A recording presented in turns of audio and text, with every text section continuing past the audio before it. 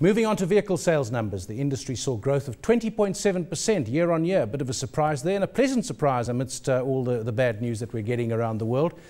Kock, who's Executive Head of Sales and Marketing at WesBank, joins us on the line now for a closer look. Hi, Chris. Good afternoon. Well, let's look first at why this surprisingly good number of new cars being sold. I don't know. Look, I think there are a number of factors. First of all, we cannot ignore that it is seasonal. May is historically a very good month for the motor industry. And I think that for me, the other important factor that we must remember is that it is still a very conducive market for consumers to buy cars. It's quite strange that you can still buy a car today in our industry, replace the car that you bought 3 or 4 years ago and buy one at a very similar price. Also, what always puzzles me, Chris, is that there are some very, very good second-hand cars, from ones that have done a couple of thousand kilometres to ones that have done 100,000 kilometres. It's a very competitive market. The service levels generally I find very good. Why would people still be buying new cars?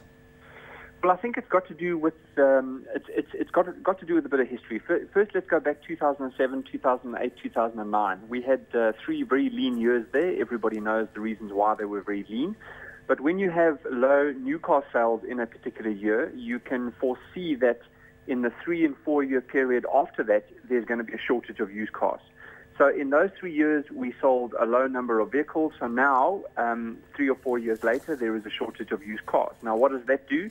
It drives the price of those cars up because there is high demand, low supply of used cars. So what is currently happening is that the new car market is being very aggressive. The motor manufacturers in South Africa, they operate in a highly competitive market. They are putting new products in the face of consumers at very, very good prices.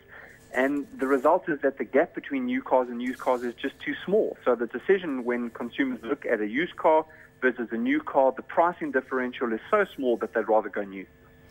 Looking at, you mentioned your own particular data, 18.6% year-on-year growth in credit applications. We thought the consumer was stressed with credit, but apparently not. Well, that certainly talks to the demand. It doesn't necessarily talk to how much credit is being approved. I think that generally the banks are all being pretty conservative in terms of the credit granting side of it. But from an application perspective, you're quite right. Our third number of highest applications we've ever received. So there certainly is demand. And I think it has a lot to do with the point that I made earlier around how conducive the market really is to buying. Looking also at the prices, I'm not an expert in this field, but I'm told that if you look at the real prices of cars over the last decade, there's been real competition and prices have been kept down. No, that's absolutely. You know, if we look at the average price that we finance of cars, which is a very good mean of measuring what new car price inflation has been, it's remained around the 200 to 210,000 rand value since the end of 2009. So that means for almost a 3-year period, we've had no CPI growth in new cars. Again, as I said earlier, if you bought a car 3 or 4 years ago, you come now into the marketplace now, you can buy the same car, newer model, better fuel efficiency, better features at a price that is very similar. And on top of that, the interest rates that you're paying now are at 30-year lows. It's very conducive to buying. I was going to talk about the interest rates as a factor, but of course, sooner or later, they have to go up. People are now saying next year sometime. So is this a kind of golden time for buying cars, and can you lock in the low interest rate? How easy is it to do that generally? You definitely can. And in fact, if one has a look at our numbers, more than 70% of our consumers are in fact taking that option, because the premium that you pay to lock yourself in is small enough now and the rates are low enough that it's actually a very good decision to lock yourself in right now.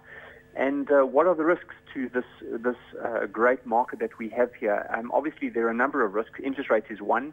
Exchange rate is another, because that results in import inflation and has a knock-on effect on exchange rates. And the other one is, of course, what's happening in the world. I mean, where is the global economy going? Who knows?